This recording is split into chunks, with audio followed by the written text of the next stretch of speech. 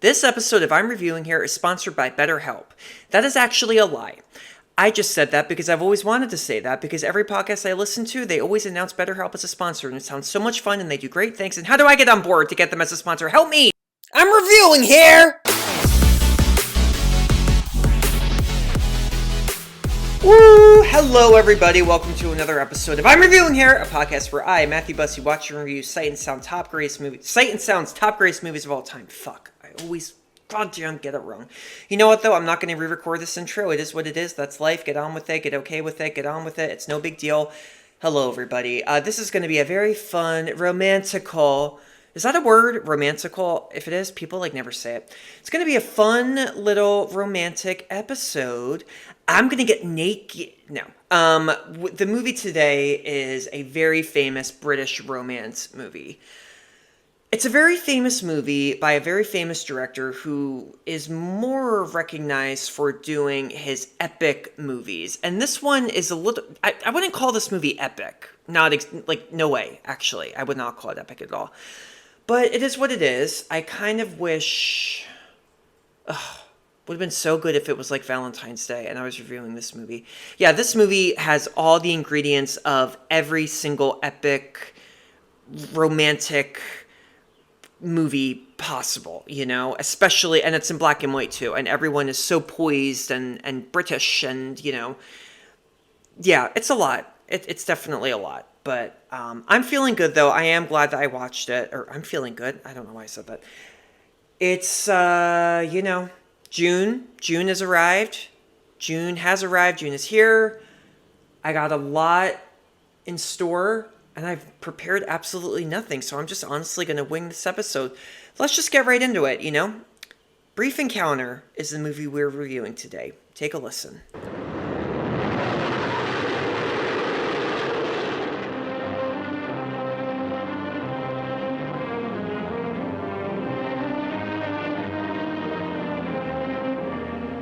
Happily married woman.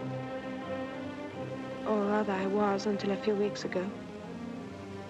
This is my whole world. And it's enough. Or rather, it was until a few weeks ago. Can I help you?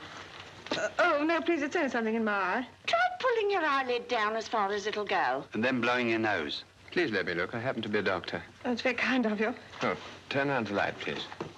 That's how it all began. Just through me getting a little piece of grit in my eye.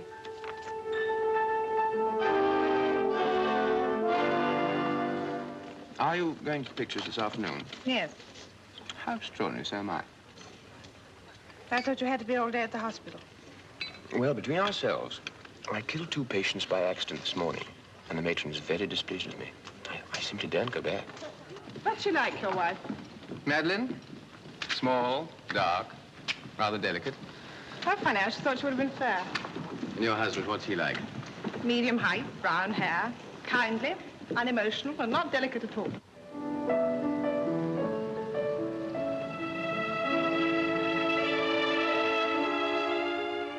We're neither of us free to love each other. There's too much in the way. There's still time. If we control ourselves and behave like sensible human beings, there's still time. I'm an ordinary woman. I didn't think such violent things could happen to ordinary people. Give us a kiss. I'll do no such thing. The lady might see us. Come on, a quick one across the bar. Albert, stop it. Come on, there's a love. Let go of me this minute. There's a- Albert! Now look at me bandages all over the floor. I want you to promise me something. What is it?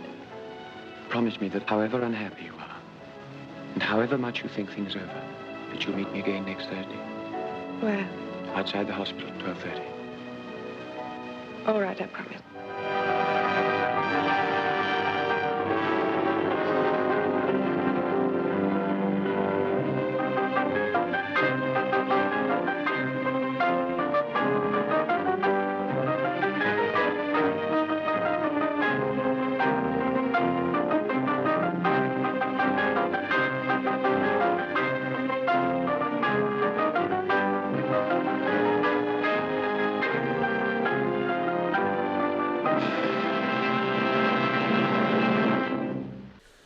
listen to all of those beautiful accents. Oh, and I promised myself I wasn't going to speak in a British accent because it is really annoying and it's a little, like, disrespectful to British people, too. So everyone, please don't do that unless, you know, the person that you're with is British and they don't mind. But yeah, I don't know. That's probably why I'm, like, not prepared for this episode because, you know, Brief Encounter, there's nothing to really joke about with it. You know, okay. This is a very bland movie. I think that's sort of the best way to describe it. It's a very heavy yet kind of like meh movie, you know, MEH, meh. I was a little disappointed by it. I'm not gonna lie. I think there's absolutely nothing wrong with this movie at all. I think it's gorgeously made, gorgeously acted. It's a very famous movie. I think for me, maybe because I just was born in the wrong decade and I'm so used to seeing like hardcore, like dramatic romances with, you know, a lot of drama and a lot of scandal and a lot of sex and a lot of, you know, passion. I think that's kind of what I was expecting with Brief Encounter. And it's not that type of movie at all. It's not. It's a very interesting... It's more of like a character study than a romance, I would say. You know, the name of the movie, too, Brief Encounter, I think that kind of is a hint as to what this movie's going to be about. Because it is a movie about, you know, the everyday encounters we have with people in our lives who that end up changing our lives. You know what I mean? I always think about, like, the movie musical Once. Do you remember Once? So good. Once, I just have to say, I'm the man. Once came out in theaters in 2007, and nobody knew what it was except for me, and I was like, it's getting great reviews. We have to all go see it, so I made my family see it with me in Philadelphia, and we all saw it, and we came back, and we were telling everybody about it, and everybody looked at us like we were crazy, and they were trying to gaslight us, and I kid you not, a few months later, that movie was an epic. Anyway... Brief Encounter is a similar kind of movie. There's no music, but it's similar in that it is about, you know, it's about an encounter. It's about a love that is there, but just somehow can't work exactly. Some critics have described Brief Encounter as a quote-unquote weepy. You know, I think that's a stupid name to describe it, but a weepy, I mean, it's like The Notebook. It's like any Nicholas Sparks movie, you know.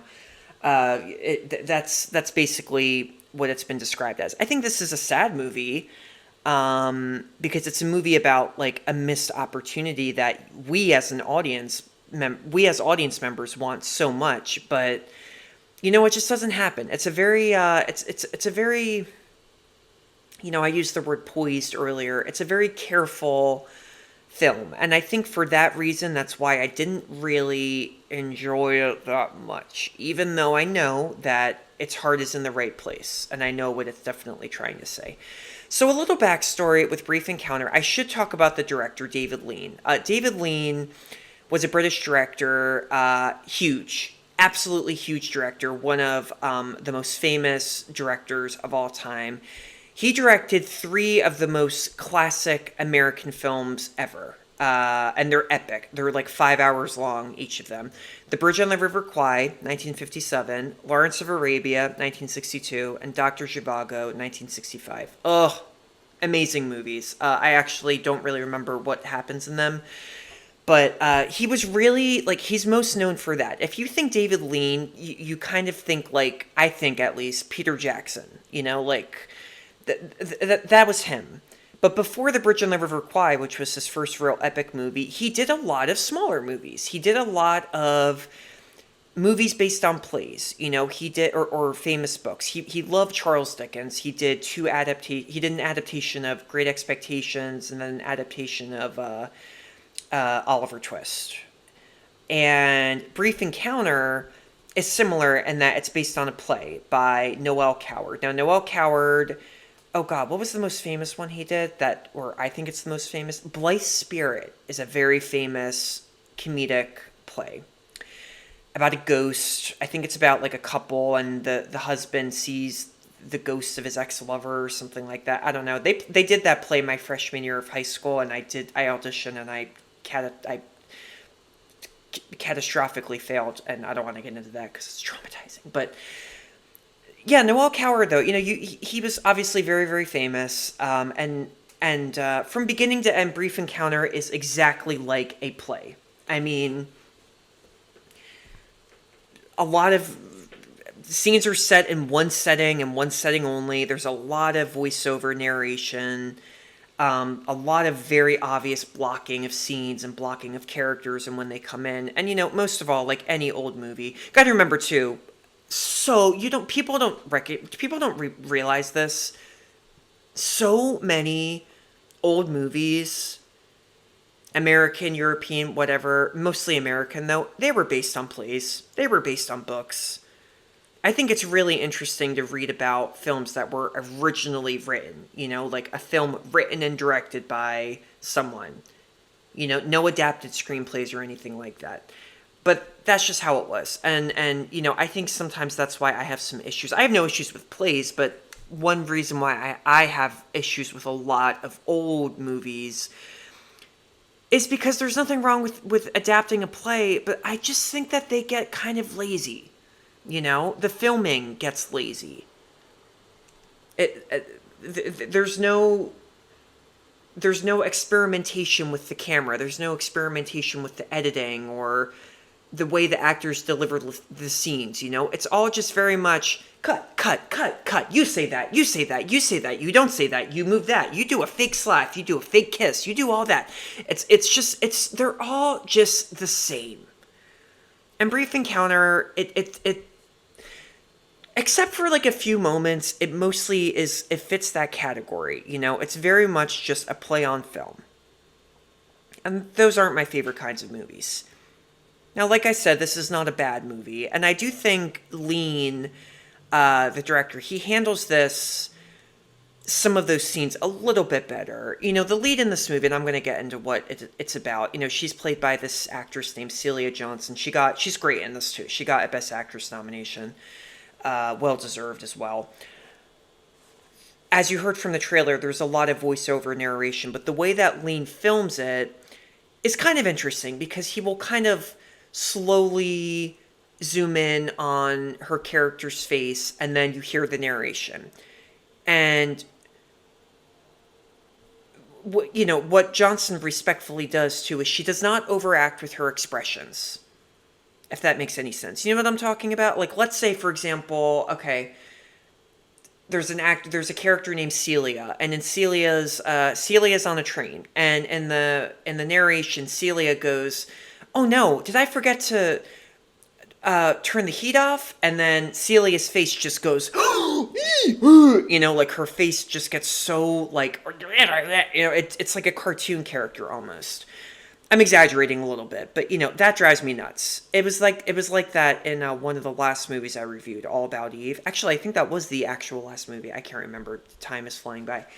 There's a moment in that movie where Celeste Holm is like fiddling around in her bedroom and putting stuff away, and the narration is just so over the top. It's literally like there's a moment where she goes, "But wait, what if I do this?" And when you hear that, you literally just see her stop what she's doing and like go up and like put her finger to her chin to like think, Nobody does that.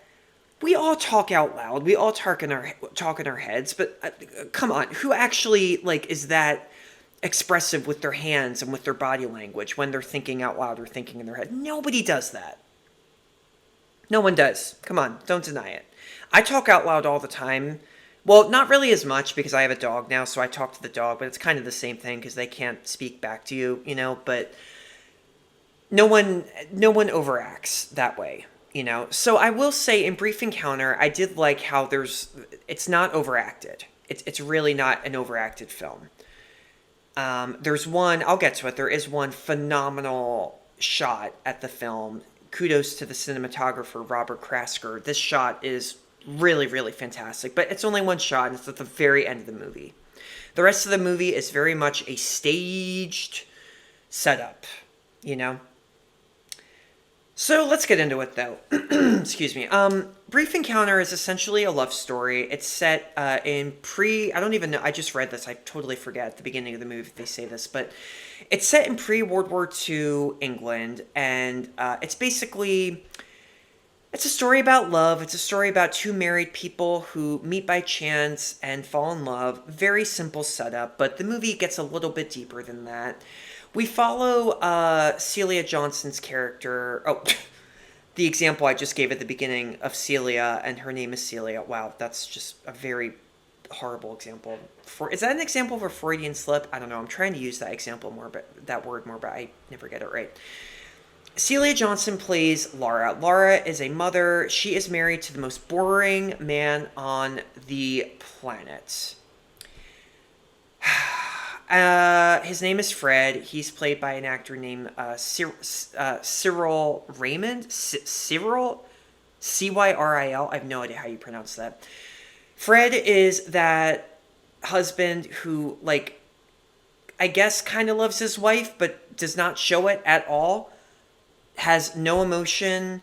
Probably has sex in, like, pre-ejaculates in like 10 seconds when they're having sex. Like, he's that kind of husband. He's the most boring husband in the world. And he's just, yeah, I don't know how else, I don't know any other definition to explain Fred. But, oh my God, Fred. I mean, just like awful.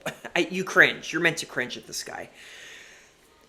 This movie, like, it kicks off with Laura. We find out, she's a middle-class woman, very evidently not happy with her husband. And when the movie starts off, she's in this like cafe kind of restaurant, and this cafe is actually it's right next to a railway station. And I did not know this, but these actually existed. They weren't called cafes, they were called refreshment rooms, or railway refreshment rooms. I don't really think they're around anymore. I didn't really totally do my research on that, but it's like they're kind of around, but like it's like a cafe, like outside a train station or a subway, you can get a cup of coffee. These were a little bit different though, in that they were literally directly right next to the train. So like you would get in there and get coffee and crumpets or whatever, and the train would go by, and it would be incredibly loud and inconvenient, and I would hate to friggin' work there. I would go deaf, and ugh, yeah, it's a nightmare. But Laura, when this movie starts off, she's sitting there and she is so maudlin, and she looks so sad and depressed, and you don't really get what's going on. And she goes back to her husband, and she basically tells him that she fainted, and he's a loser. He doesn't really know what to do. He sets her down on this couch, and he's just like, okay, are you good? Cool. And he just sits across from her and like reads the newspaper, and is just not loving at all. And you're like, all right, well, this is a very depressing marriage. And anyway, Laura, through voiceover narration, explains to us, the audience, that she has this big secret to tell her husband, and she doesn't really know how to. And then we get a little flashback. So Laura, like I said, she really has a very boring life. She just kind of spends her days by herself. She goes to the movies. She goes shopping. One day, though, she likes to go to this refreshment room. So one day, she goes there, and there's this man there. This man's name is Dr. Alec Harvey, and he's played remarkably by this actor named Trevor Howard. Trevor Howard was a very famous actor. He was nominated. He did this movie called Sons and Lovers many years after this movie, where he got an Oscar nomination. But he did a lot. He did another movie by David Lean called Ryan's Daughter. He was in Superman, which I actually have not seen because I do not give a flying crap about Superman. I'm sorry. Not my cup of tea. But also he did a movie called The Third Man, which may be on Sight and Sound's list, and I hope it is because I have not seen that in ages, and it's a very famous movie. But oh man, Dr. Alec Harvey, he's this young-looking, very boy-next-door type of guy. He's a general practitioner, and he is just so sweet, and just full of bubbles and personality, and just, they hit it off right away. Now, there's no immediate romantic, like, oh, let's make out. There's none of that. There's no sexual tension. It's really just a very platonic friendship. And we learn that, yeah, like I said, he's a doctor. He's got kids. He's got a wife. They kind of meet just by... This is where it comes in. This is the brief encounter. Ta-da. They meet, they chat a little bit. Later on, they happen to meet again at this little restaurant. And this restaurant is actually it was a real place. It was called Boots the Chemist, or just Boots. And it was kind of like a pharmacy, like a health store, kind of like, I don't know, like CVS, I guess. And actually, to my knowledge, I think that they're still around in the UK. I didn't take a note on this. I'm sorry. I did not take a note on that. That just popped up in my description of this. But anyway, yeah, they meet again and they get along. They get lunch. They go to the movies again. And they kind of know deep down that there is something there, but they know that they're playing with fire and they shouldn't do this. Now, that's a really good thing about Brief Encounter, is that these are very intelligent characters. These are characters who know that they're smart, and they know that to just go into an affair like that is going to be messy. These are very, very intelligent characters, and they're both so right for each other. They eventually kiss. It's a very, very, literally out of an Emily Bronte novel. They're on this bridge, in the countryside, and they do a very old-fashioned Hollywood kiss where they kiss, and then they always wrap their arms around each other and, move so that their lips are off camera. Every kiss in the history of cinema was like that. So they do that, but, it's not really implied that anything else happens, and we get to this other scene where she goes to this flat that, she goes to this building that is owned by this guy named Steven. And Steven basically knows Alec, it turns out, and Steven is also a doctor. And this is kind of a moment where you feel like, Laura and Alec are finally gonna, consummate their affair. But, Steven walks in the door, he's a boner killer, and then this is where they both sort of realize, okay, I don't think we can do this, I don't think we can do this. And they kind of sort of break it off. And they agree to no longer see each other, And it's horrible. It's a horrible scene. They're at the train station. It's a famous shot from the movie. It's actually the cover of this episode, I think. Is it? I don't remember. She is, in the train, and she has her head out the window, and he's got his, old style, British fedora hat and suit and jacket, and they're just gazing into each other's eyes, and then the train leaves, and he eventually tells her that he's leaving. He got offered a job in South Africa. He said that his brother lives there, and the movie basically ends where it started off, where they are at the, refreshment room again, the same place they've been, the same setting that we see a lot in this movie. It's a huge part in this movie.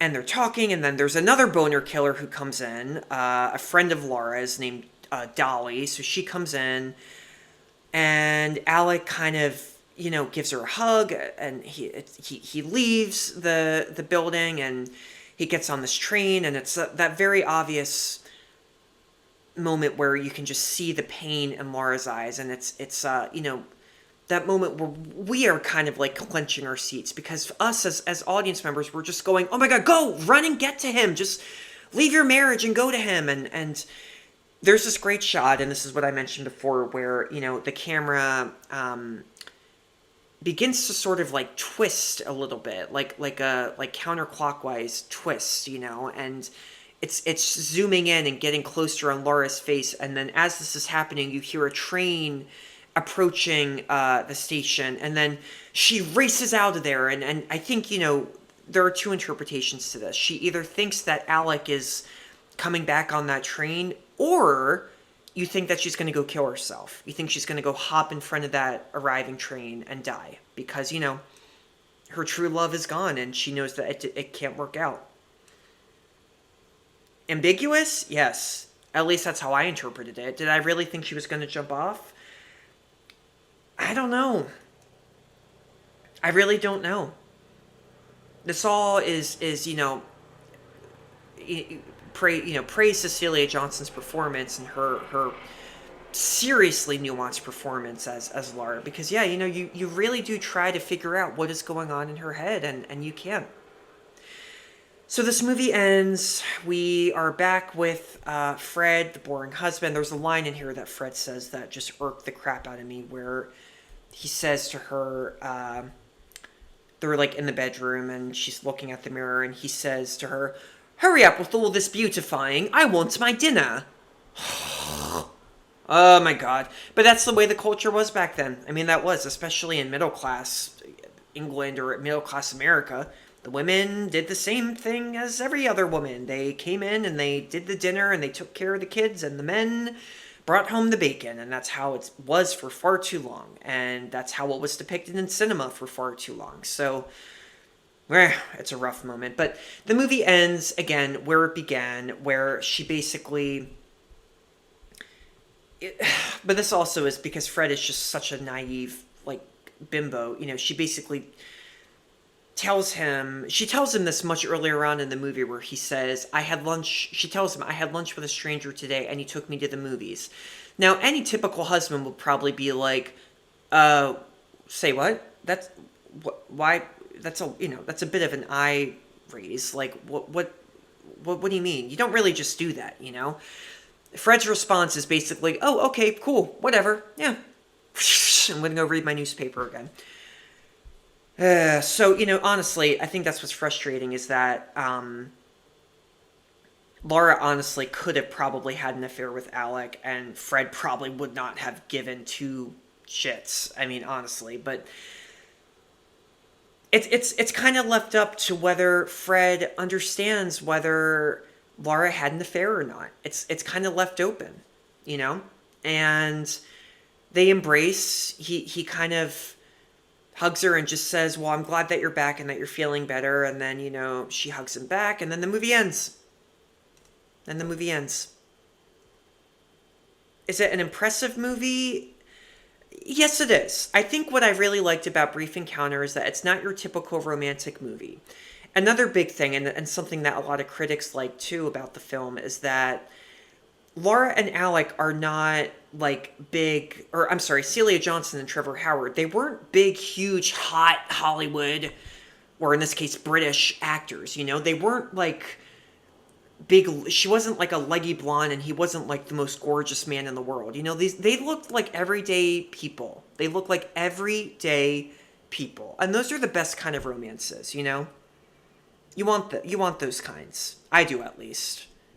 It's good to have good-looking people. I'm not saying Johnson and Howard weren't good-looking, but, it's good for once to just have a movie where everything is just so authentic. Everything feels so authentic. Nothing feels too, oh my God, we got to get the hottest actors and get them into this movie. And another big thing, I think, why this movie has maintained such a legacy is it kind of goes back to the whole the theme of fidelity and infidelity as well.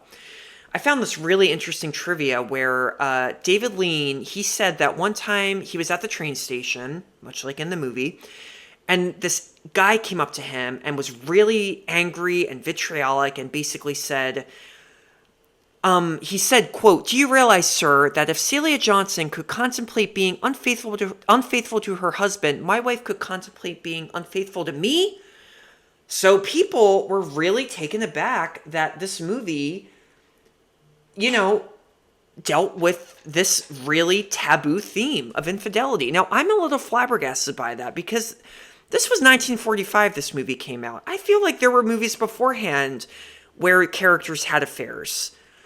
So I think maybe that's why I don't get the big deal about Brief Encounter. I don't really get what was so unforgettably, riveting about it and unforgettable. I keep saying unforgettable. I can't think of any other word. My apologies.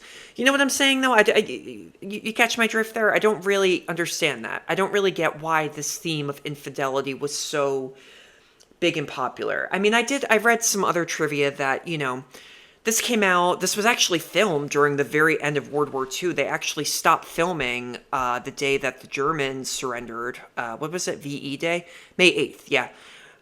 They stopped filming that day to celebrate, which is really cool. But I read something that even though this isn't a war movie, I think the movie captured the zeitgeist of the era, of that era, and ironically, because this was a time when all these women's husbands were at war, and not every one of them was in a good marriage, and not every one of them was probably satisfied when they were gone, sexually satisfied, that is, There were probably, you got to think about the countless amount of women who probably did,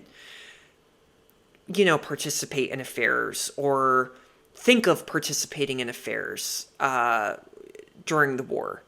So I think maybe that's probably why this movie has maintained its legacy, was because it did touch into that zeitgeist of World War II and wives and husbands and love and, oh my God, CHEAT. What if people cheat on each other? No, wait, I said that wrong.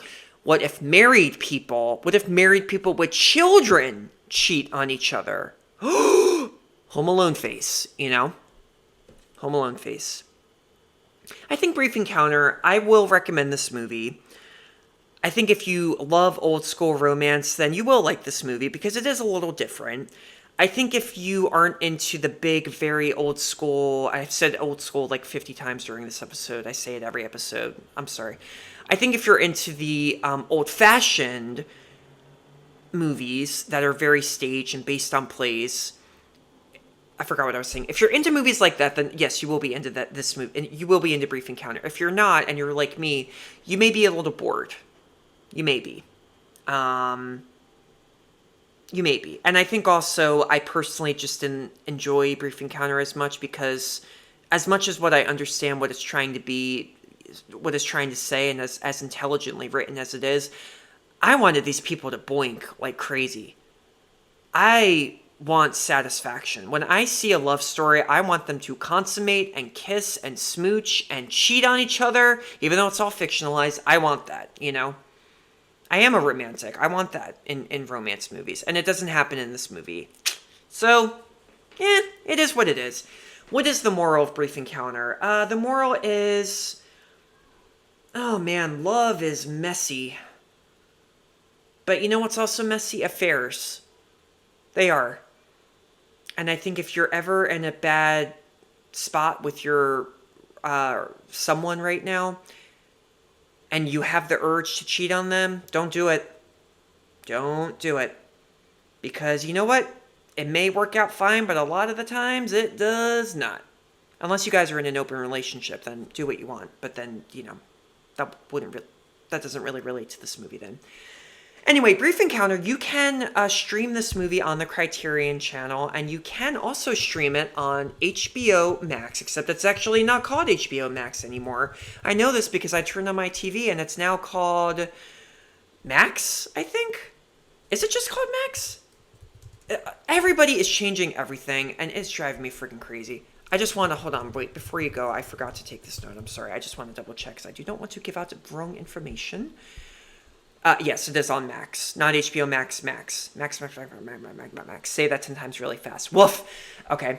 This is awesome as always, you guys. Thank you for tuning into this episode of I'm Reviewing Here. New episodes every Monday, Wednesday, and Friday. Don't forget to rate, review, and subscribe. Leave a review if you'd like. Be honest. If you disagree with me, if you think I'm a schmuck, do it. Bring it on. I don't give a fuck. Do it.